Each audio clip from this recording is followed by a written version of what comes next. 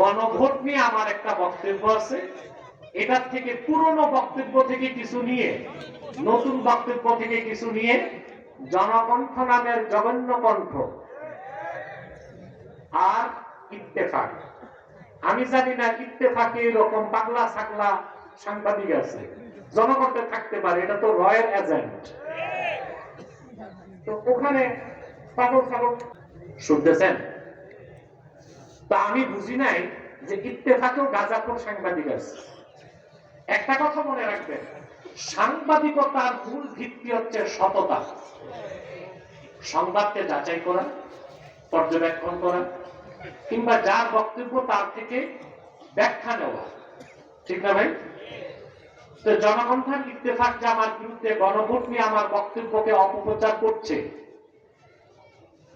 তাদের কাছে আমার প্রশ্ন, তোমাদের সাংবাদিকরা আমাকে ফোন দিয়ে আমার ব্যাখ্যাটা তো নিতে পারতেন। আমার ৩-৪ মাস আগের পুরোনো বক্তব্য থেকে একটা অংশ নিছে, আর নতুন বক্তব্য থেকে একটা অংশ নিয়ে অপপ্রচার করতেছে যে আব্বাসী সাহেব গণভোটের বিরোধিতা করতেছে। আমি তো ভোটাভুটি নির্বাচনী মানি না, ওটা তো আরেক মাসালা।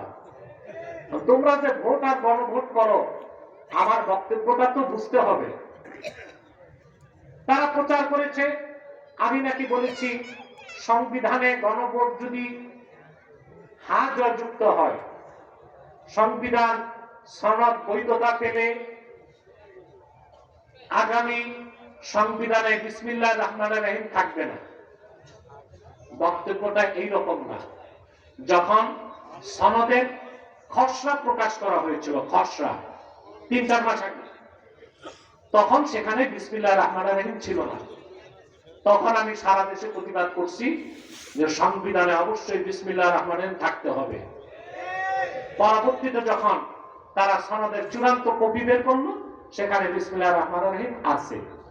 তো যখন আমার সন্দেহ ছিল রাখা হবে না, তখনকার পুরনো বক্তব্য এখন প্রচার করার উদ্দেশ্য কি? ২, গণভোট নিয়ে আমি কি বলেছি?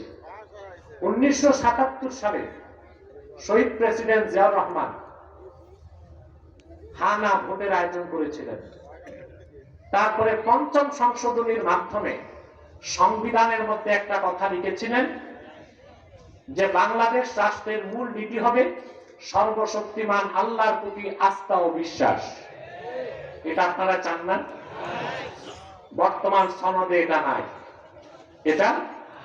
এটা আওয়ামী লীগ আমলে ২০১১ সালে তারা বাদ দিয়েছে।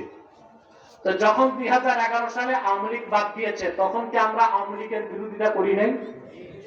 আমার চেয়ে বেশি অরাজনৈতিক ভাবে অনেক মৌলবী আওয়ামী লীগের বিরোধিতা করে জেল খাটছে, নারী কেলেঙ্কারির অপবাদ পাইছে, আবার রয়ের পয়সাও পাইছে, এগুলো আমরা জানি।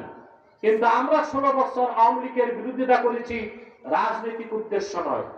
কোরআন সুন্নাহ বিরোধী যে কোনো সিদ্ধান্ত শেখ হাসিনা বা তার সরকার নিয়েছে, আমি মাঠে তার প্রতিবাদ করেছি।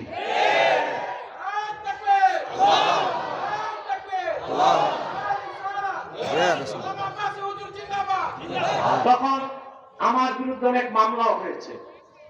সবচেয়ে দুঃখজনক, আইনমন্ত্রী উপদেষ্টা আসিফ নজরুলের কাছে পৌঁছেছে এখনো নারায়ণগঞ্জে এক জালেম ছিল, লুটেরা ডাকাত, আপনারা চিনেন।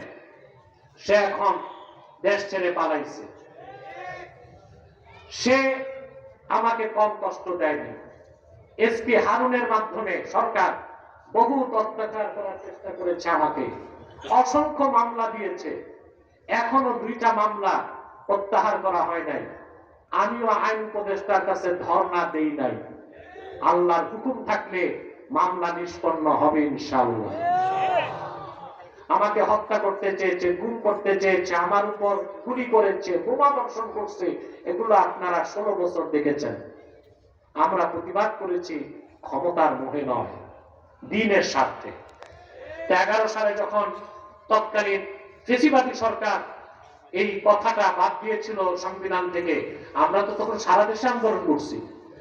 আর সেই জালেম সরকারের উপর আমাদের ঘৃণা ও ক্ষোভ যে কারণে বেড়েছে, তার মধ্যে একটা কারণ এটাও ছিল সংবিধান থেকে ইমানের কথা বাদ দিয়া ধর্মনিরপেক্ষতাকে ঢুকেছিল।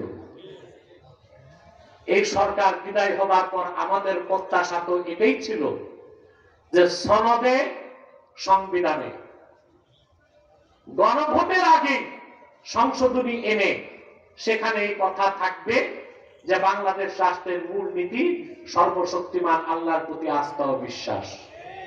ঠিক কিনা? এটা তারা করেন নাই। করতে পারতেন তারা জাতীয় ঐকমত্যের সরকার করে, করতে পারতেন তারা জাতীয় পরিষদ গঠন করে, কিছুই করেন নাই। ইউনূস সাহেব সুদখোর মানুষ, তারে বিদেশ থেকে ধরে এনে প্রধান উপদেষ্টা বানাই দিয়েছে। আর উপদেষ্টা পরিষদে যত বাম আর রাম নাস্তিক যুক্তরাষ্ট্রের দালালদেরকে বসাই দিয়েছে। তারপর করলো ঐক্যমত্য কমিশন, এটা ঐক্য মৃত্যু কমিশন হবে কিছুদিন পর। সেখানে 32টা দল গেছে। কয়টা? ইসলামী দল ছিল 11টা। এর মধ্যে জামাত ইসলামী ছিল, বিএনপিও ছিল। বিএনপি এবং জামাত সহ সবগুলো ইসলামী দল চাইছে সনদে যেন, সংবিধানে যেন আল্লাহর প্রতি পূর্ণ আস্থা ও বিশ্বাস এই কথাটা থাকে। গুটি কয়েক বামপন্থীর বিরোধিতার কারণে ঐক্যমত্য কমিশন কথাটাকে বাদ রেখেছে, রেখে দিয়েছে। আগামী সংসদে পরবর্তী সরকার মন চাইলে আল্লাহর প্রতি আস্থা ও বিশ্বাস কথাটা সংবিধানে রাখতে পারে। এখন আমাদের কথা, ফেসিবাদ বিদায় নিচ্ছে, রামবান নাস্তিকরা ঘাপটি মেরে আছে। এই 2-4টা ব্যাংকের বাচ্চার মতো লাফায় বামপন্থী, তাদের বাধার কারণে তোমরা 11টি ইসলামী দল এবং বিএনপি অন্যান্য দল বামপন্থীদের কথাটাকে কাউন্টার দিতে পারলা না। আলী রিয়াজকে বুঝাইতে পারলা না যে 2-4টা বামপন্থীর বাংলাদেশে কোনো নাম্বার নাই, ভাটও নাই। শহীদ প্রেসিডেন্ট জিয়াউর রহমান 77 সালে গণভোটের পরে 5ম সংশোধনী এনে সংবিধানে যে কথাটা রেখেছিলেন, বাংলাদেশ রাষ্ট্রের মূল নীতি হবে আল্লাহর প্রতি পূর্ণ আস্থা ও বিশ্বাস। 11 সালে নাস্তিক সরকার, জালেম সরকার, ভারতের দোসর সরকার তা বাদ দিয়েছিল। কোন বিতর্ক নয়, বিতর্কের ঊর্ধ্বে উঠে ঐকমত্য কমিশনকে এই কথা সনদে রাখা উচিত ছিল যে বাংলাদেশ রাষ্ট্রের মূল নীতি হবে আল্লাহর প্রতি আস্থা ও বিশ্বাস। সেটা পরবর্তী সরকারের খেয়াল খুশির উপর চাললা কেন? এই জন্য আমি বলেছি এইরকম ছাতা গণভোট আমি সমর্থন করি না। আমার বক্তব্য ভুল ছিল? ইত্তেফাক, জনকণ্ঠ আমার বিরুদ্ধে অপপ্রচার করতেছে। ওদেরকে ইত্তেফাক আর জনকণ্ঠকে চ্যালেঞ্জ করলাম, কি করতে পারো করতে থাকো, আমিও দেখবো ইনশাআল্লাহ। মিথ্যা জাতি কখনো গ্রহণ করবে না। আর লেবাসধারী একটি ভণ্ড মুনাফিক দল আছে, ওরাও বট বাহিনী দিয়ে আমার অপপ্রচার করতেছে। ওদের গোবর তো ওরাই ফাঁস করছে, দেখছেন আপনারা। ক্ষমতায় গেলে শরীয় আইনে দেশ চালাবে না, প্রচলিত ইংরেজদের আইনে দেশ চালাবে। বাকিটা দেখবেন ইনশাআল্লাহ।